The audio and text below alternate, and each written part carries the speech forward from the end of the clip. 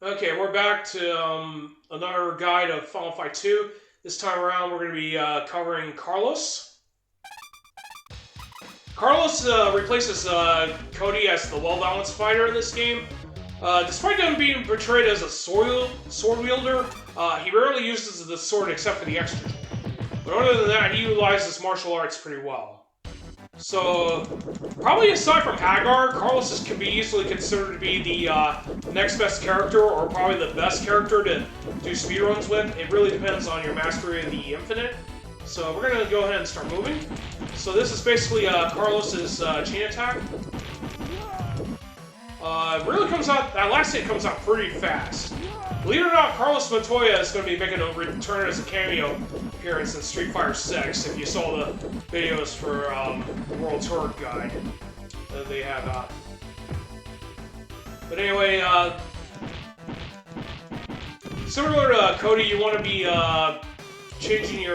want to be doing infinites with Carlos most of the time. One interesting fact about Carlos is that, unlike Maki and Hagar, Carlos can use his normal punches to knock off Roleno off the ropes. So, if you don't want to be using infinites with Carlos and you're fighting Roleno, be sure to corner Roleno to the wall, and you can basically trap him there, and don't have to burn your energy for the most part. Because Hagar and Maki have to burn energy just to counter Roleno's off-the-wall jump attacks. So Carlos does get some advantage in that respect. So let's go over jump attacks. Similar to Maki, Carlos does have a standard jump kick, stationary. This is his forward jump kick. Let's see. Let's see how much damage it does against full health enemy. It's kind of shocking that that move doesn't deal nearly as much damage. But anyway, this is Carlos's down attack, which is also a stun move. None of these attacks deal high damage, but you basically use those to help you get around if needs be. So moving on to grapple strikes, Carlos does deal more damage with his knee bashes as opposed to Maki. You definitely want to use that. Carlos does have the forward back throw of the monkey flip, or the nagi as it's sometimes called in Japan, or whatever it's called, sorry.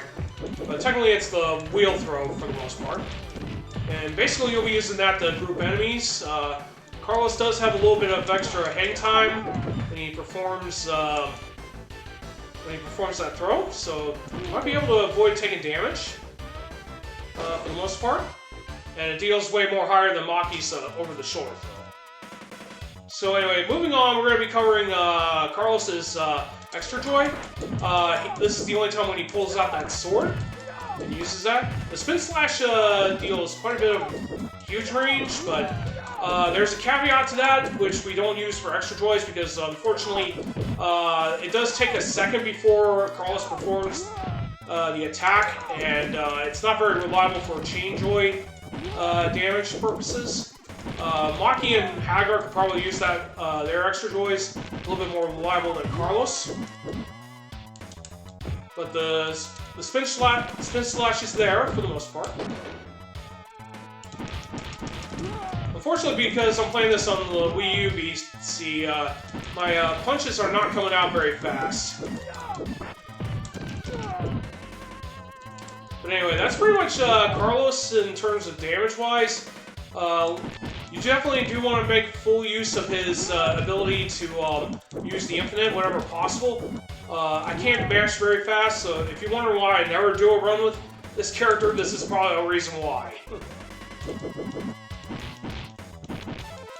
Just for some reason, I can't get the speed out.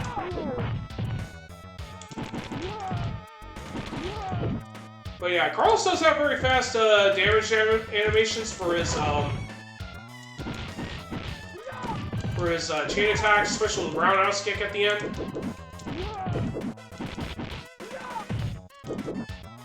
Yeah, with the infinite, you want to be doing it on the second punch. If you're familiar with Cody's infinite from the first game, This is pretty much similar. And for the most part, he probably has the second highest attack range outside Hagar's body blows, so that is also a big plus for him. For the most part, he and Hagar are probably the best characters to do speedruns with. It does take quite a bit of a while to get adjusted to doing infinites with this character.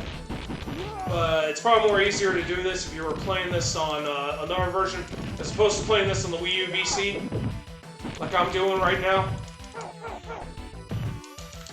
Anyway, we'll conclude this guy once we beat 1-1, and then we'll go ahead and call it in for the Final Fight guides.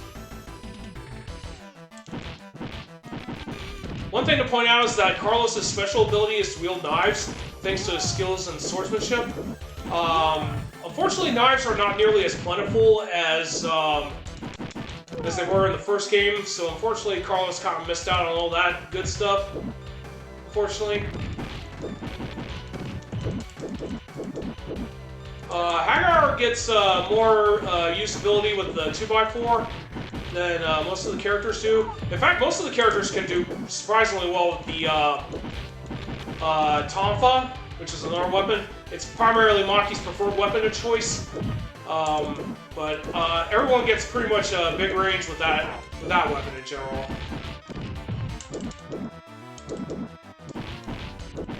I think the knife damage is probably the same as the Tonfa, but I'm not certain.